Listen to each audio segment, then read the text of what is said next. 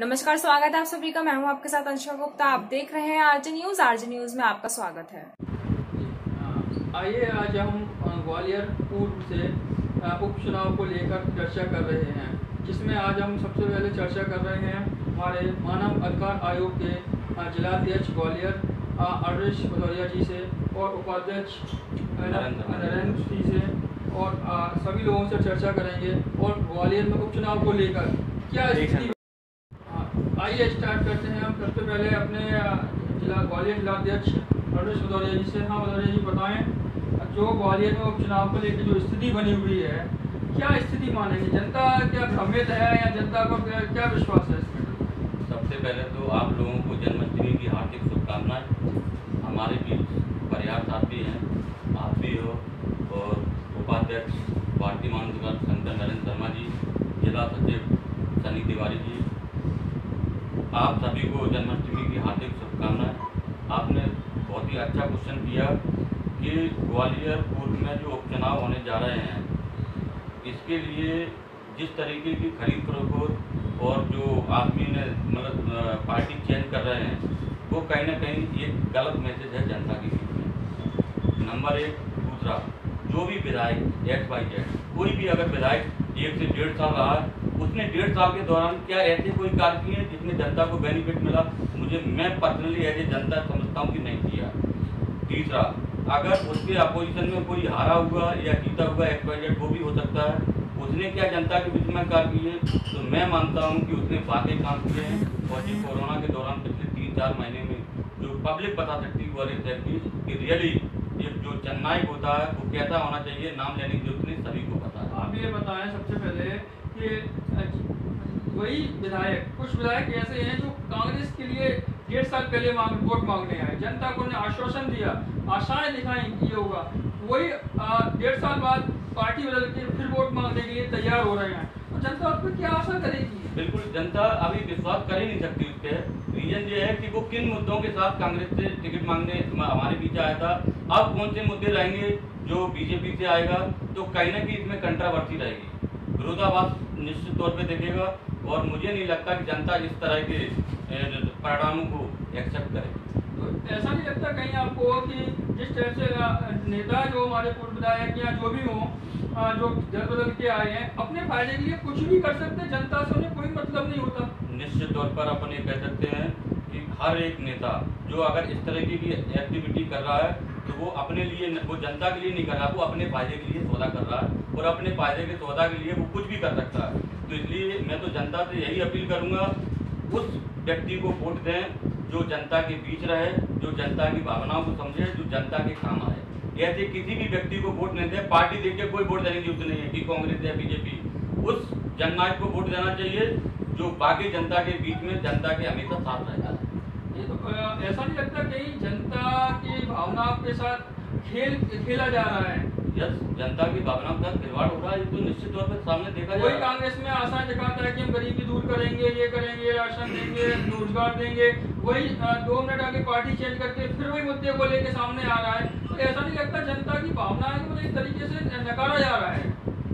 इसमें तो साफ साफ दिख रहा है कि हम गरीबी दूर करेंगे। क्या गरीबी दूर हुई? हम किसानों के मुद्दे को लेकर चले थे कि किसानों की जो मिनिमम MRP रहती है, हम उस पर मटेरियल खरीदें, क्या खरीदा गया?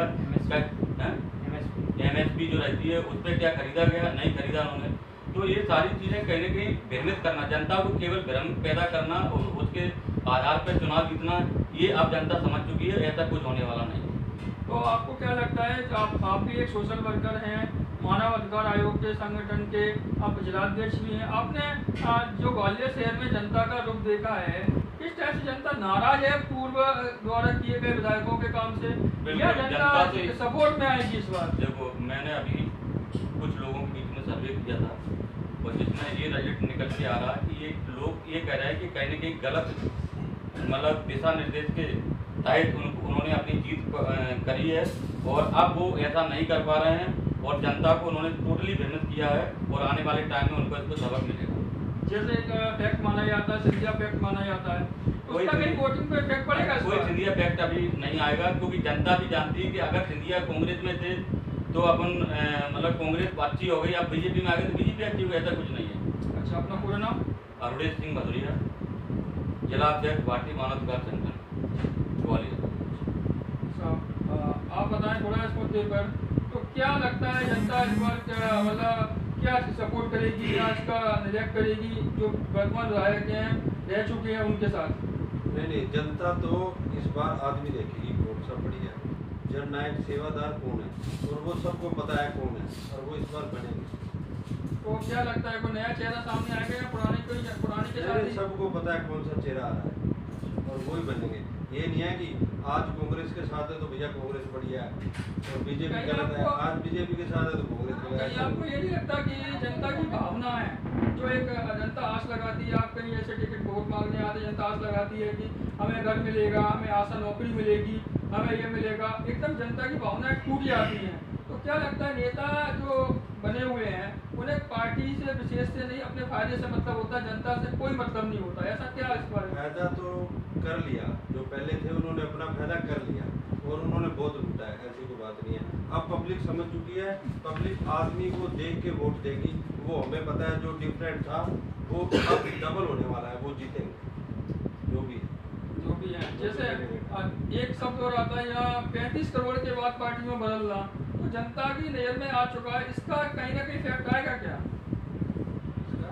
जैसे कांग्रेस से बीजेपी में कुछ विधायक आए हुए हैं, 35 कुछ ऐसी जनता में चर्चाएं भी हैं कि 35 करोड़ लेने के बाद उन्होंने पार्टी बदली और चुनाव में भी वापसी आ रहे हैं। का तो अभी पता नहीं, वैसे हवा तो उड़ी हुई है, हमें तो पता नहीं, हवा तो चल रही है कि कुछ ना कुछ तो लिया ही होगा, ऐसा नहीं है। तो जनता की नजर में है तो जनता के 35 करोड़ के साथ जाएगी या नहीं 35 करोड़ के साथ नहीं जाएगी, वो इंसान देखेगी कौन जन सेवक है बढ़िया, उसके साथ जाएगी।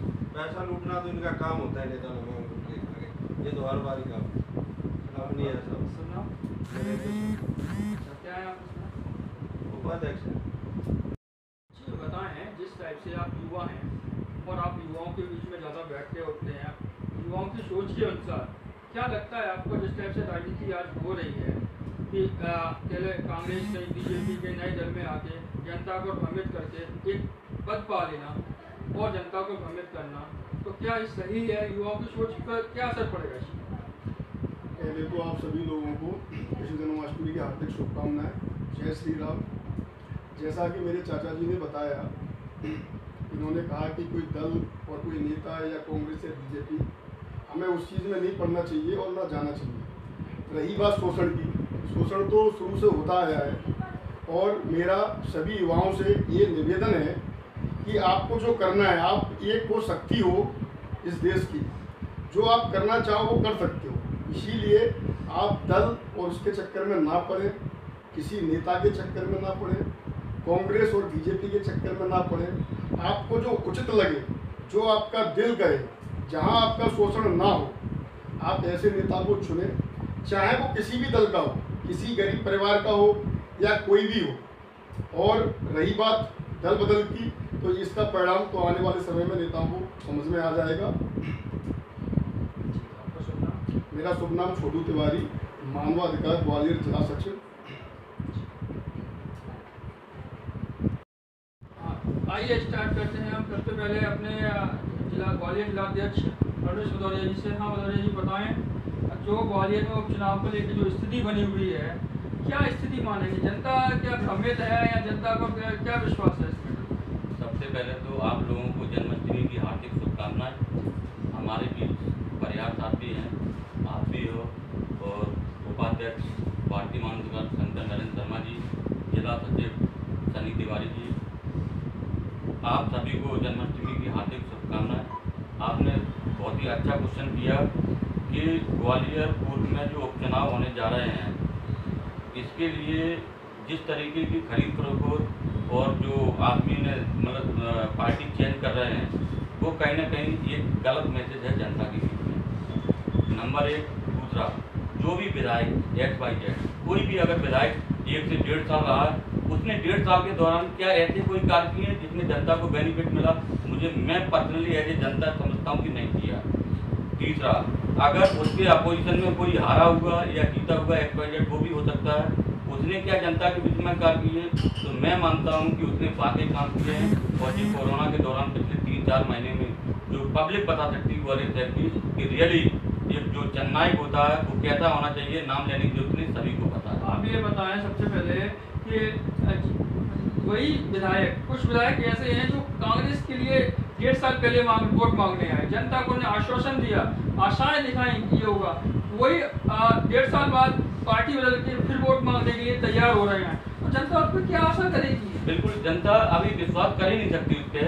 रीजन ये है कि वो किन मुद्दों के साथ कांग्रेस से टिकट मांगने हमारे बीच आया था, अब कौन से मुद्दे लाएंगे जो बीजेपी से आएगा, तो कहीं ना कहीं इसमें कंट्रावर्सी रहेगी, विरोधाभास निश्चित तौर पे देखेगा, और मुझे नहीं लगता कि जनता इस तरह के परिणामों को एक्सेप्ट करेगी। तो ऐसा नहीं लगता कहीं आपको कि जिस तरह से नेता जो हमारे पूर्व विधायक या जो भी हो, जो दल बदल के आए हैं, अपने फायदे के लिए कुछ भी कर सकते हैं, जनता से उन्हें कोई मतलब नहीं होता? निश्चित तौर पर अपन ये कह सकते हैं कि हर एक नेता जो अगर इस तरह की भी एक्टिविटी कर रहा है तो वो अपने लिए, वो जनता के लिए नहीं कर रहा, वो अपने फायदे के लिए सौदा कर रहा है, और अपने फायदे के सौदा के लिए वो कुछ भी कर सकता है। तो इसलिए मैं तो जनता से यही अपील करूंगा, उस व्यक्ति को वोट दें जो जनता के बीच रहे, जो जनता की भावनाओं को समझे, जो जनता के काम आए।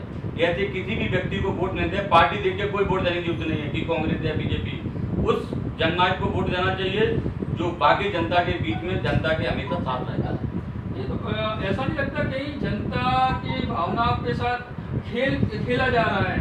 यस, जनता की भावनाओं का खिलवाड़ हो रहा है, ये तो निश्चित तौर पर सामने देखा कोई जाए। कांग्रेस में आशा दिखाता है कि हम गरीबी दूर करेंगे, ये करेंगे, राशन देंगे, रोजगार देंगे, वही 2 मिनट आगे पार्टी चेंज करके फिर वही मुद्दे को लेके सामने आ रहा है, तो ऐसा नहीं लगता जनता की भावनाएं को इस तरीके से नकारा जा रहा है? इसमें तो साफ साफ दिख रहा है कि हम गरीबी दूर करेंगे। क्या गरीबी दूर हुई? हम किसानों के मुद्दे को लेकर चले थे कि किसानों की जो मिनिमम MRP रहती है हम उस पर मटेरियल खरीदें, क्या खरीदा गया? MSP जो रहती है उस पर क्या खरीदा गया? नहीं खरीदा उन्होंने। तो ये सारी चीज़ें कहीं न कहीं भ्रमित करना, जनता को केवल भ्रम पैदा करना और उसके आधार पर चुनाव जीतना, ये अब जनता समझ चुकी है, ऐसा कुछ होने वाला नहीं। तो आपको क्या लगता है कि आप भी एक सोशल वर्कर हैं, मानव अधिकार आयोग के संगठन के आप जिलाध्यक्ष भी हैं, आपने जो ग्वालियर शहर में जनता का रुख देखा है, किस तरह से जनता नाराज है पूर्व द्वारा किए गए विधायकों के काम से, या जनता सपोर्ट में आएगी इस बार? देखो, मैंने अभी कुछ लोगों के बीच में सर्वे किया था और जिसमें ये रिजल्ट निकल के आ रहा है कि ये लोग ये कह रहे हैं कि कहीं न कहीं गलत मतलब दिशा निर्देश के तहत उन्होंने अपनी जीत करी है, और अब वो ऐसा नहीं कर पा रहे हैं, और जनता को उन्होंने टोटली भ्रमित किया है, और आने वाले टाइम में उनको इसको सबक मिलेगा। जैसे एक फैक्ट माना जाता है, सिंधिया फैक्ट माना जाता है, उसका कहीं वोटिंग पे इफेक्ट पड़ेगा? कोई सिंधिया फैक्ट अभी नहीं आएगा, क्योंकि जनता भी जानती है कि अगर सिंधिया कांग्रेस में थे तो अपन मतलब कांग्रेस अच्छी हो गई, अब बीजेपी में आ गए तो बीजेपी अच्छी हो गई, ऐसा कुछ नहीं है। अच्छा, अपना पूरा नाम? अरुणेश सिंह भदौरिया, जिलाध्यक्ष भारतीय मानव अधिकार संगठन ग्वालियर। आप बताएं थोड़ा इस मुद्दे पर, तो क्या लगता है जनता इस बार मतलब क्या सपोर्ट करेगी या इसका निरीक्षण करेगी जो वर्तमान विधायक हैं रह चुके हैं उनके साथ? नहीं, जनता तो इस बार आदमी देखेगी कौन सा बढ़िया जननायक सेवादार कौन है, और वो सबको पता है कौन है, और वो इस बार बनेंगे। तो क्या लगता है कोई नया चेहरा सामने आएगा या पुराने के साथ ही? सबको पता है कौन सा चेहरा आ रहा है, और वही बनेंगे। ये नहीं है कि आज कांग्रेस के साथ है तो भैया कांग्रेस बढ़िया है और बीजेपी गलत है, आज बीजेपी के साथ है तो कांग्रेस गलत कहीं है। आपको ये नहीं लगता कि जनता की भावना है, जो एक जनता आस लगाती है, आप कहीं ऐसे टिकट वोट मांगने आते, जनता आस लगाती है कि हमें घर मिलेगा, हमें आशा नौकरी मिलेगी, हमें ये मिलेगा, एकदम जनता की भावनाएं टूट जाती हैं। तो क्या लगता है नेता जो बने हुए हैं उन्हें पार्टी से विशेष से नहीं, अपने फायदे से मतलब होता है, जनता से कोई मतलब नहीं होता, ऐसा क्या इस बार? फायदा तो कर लिया, जो पहले थे उन्होंने अपना फायदा कर लिया और उन्होंने बहुत लूटा है, ऐसी कोई बात नहीं है। अब पब्लिक समझ चुकी है, पब्लिक आदमी को देख के वोट देगी, वो हमें पता है जो डिफरेंट था वो अब डबल होने वाला है, वो जीतेंगे जो भी है। जैसे एक शब्द और आता है यहाँ 35 करोड़ के बाद पार्टी में बदलना, तो जनता की नजर में आ चुका है, इसका कहीं ना कहीं इफेक्ट आएगा क्या? जैसे कांग्रेस से बीजेपी में कुछ विधायक आए हुए हैं, 35 कुछ ऐसी जनता में चर्चाएं भी हैं कि 35 करोड़ लेने के बाद उन्होंने पार्टी बदली और चुनाव में भी वापसी आ रहे हैं। का तो अभी पता नहीं, वैसे हवा तो उड़ी हुई है, हमें तो पता नहीं, हवा तो चल रही है कि कुछ ना कुछ तो लिया ही होगा, ऐसा नहीं है। तो जनता की नजर में है तो जनता के 35 करोड़ के साथ जाएगी या नहीं 35 करोड़ के साथ नहीं जाएगी, इंसान देखेगी कौन जन सेवक है बढ़िया, उसके साथ जाएगी। पैसा लूटना तो इनका काम होता है नेता लोगों को लेकर के, ये तो हर बार का अब नहीं है सब। सुना क्या है आप उपाध्यक्ष है।